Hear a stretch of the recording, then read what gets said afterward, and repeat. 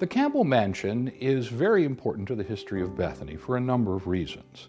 In the first place, of course, it was the residence of Alexander Campbell and quite a number of members of his family, including the last Campbell to live in the building was his 10th daughter, Decima, and she died in 1920. Well, let's go in, shall we? And to our right is the oldest section of the house that was built, as I mentioned, in 1797 by Campbell's father-in-law, John Brown, and given to Campbell and his new wife shortly after they were married. We are now in the master bedroom of the Campbell Mansion, which was part of the addition that was added in 1818, 1819. Also, you see the grandfather clock standing across the way. That was presented to Campbell for keeping track of time during when the times of classes and so on for the Buffalo Seminary. This became the dining room, and you will notice that it's quite a long table. And that's because, as we mentioned, not only did Campbell have a large family, he actually had 14 children by 2 wives, but again, he was a very sought-after individual, and so there were often guests here who would come sometimes and stay for months at a time. To our right, on through that passageway, you go through what was called the dog trot and into the kitchen. That was added as well at this time. The dog trot essentially is just a covered passageway to separate the kitchen from the main house, because of course the fires in the kitchen were dangerous in those days, and this was a way of separating that aspect of it. Also the heat as well. If you go into the kitchen, you will see the main cooking hearth, but if you move around to the back, there are 2 warming bays that were also used as part of the process. Off the dining room to the far end is the entrance to the final addition to the mansion, Stranger's Hall. 3 of the walls are covered with a very interesting French wallpaper which tells the tale of Telemachus. The 4th wall, however, has a different pattern on it because there was a fire and that portion was destroyed.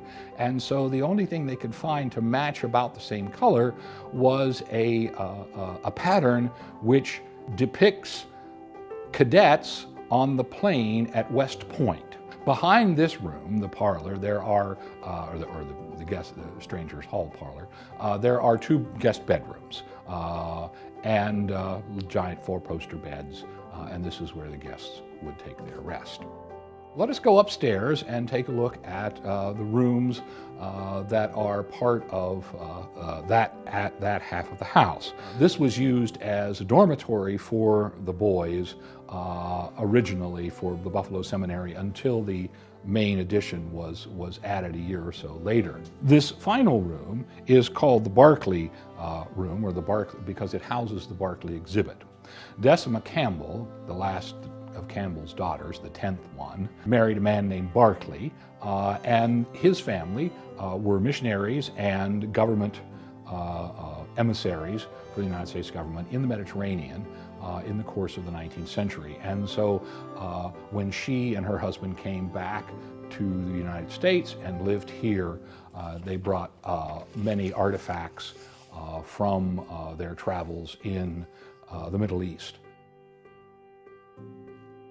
The cemetery across the road and up the pathway is known as God's Acre. It is surrounded by a huge flagstone wall, which until quite recently was a formidable barrier for people as well as the animals it was designed to keep out, especially cattle and so on. Within God's Acre are buried many of the most important people in the history of Bethany College, beginning, of course, most importantly, with Alexander Campbell himself, and a number of his children, his wives, and so on. But in addition to that, as you stroll through God's Acre, you will see names that are still familiar to current students because there are buildings on campus named for these people.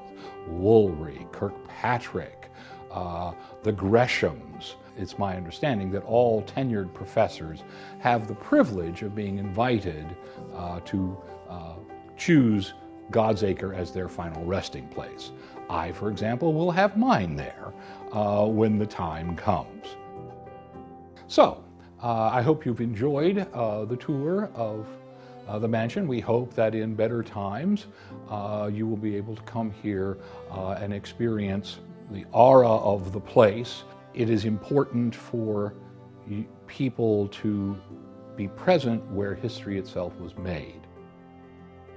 And we hope that when, in good time, the COVID crisis comes to an end, and once again we can open the campus to visitors and the mansion itself, we do hope that you will arrange to come here to Bethany and see the mansion, the campus for yourself, and to take advantage of the archival resources that are available at the Disciple Historical Society, and also, of course, at the library as well.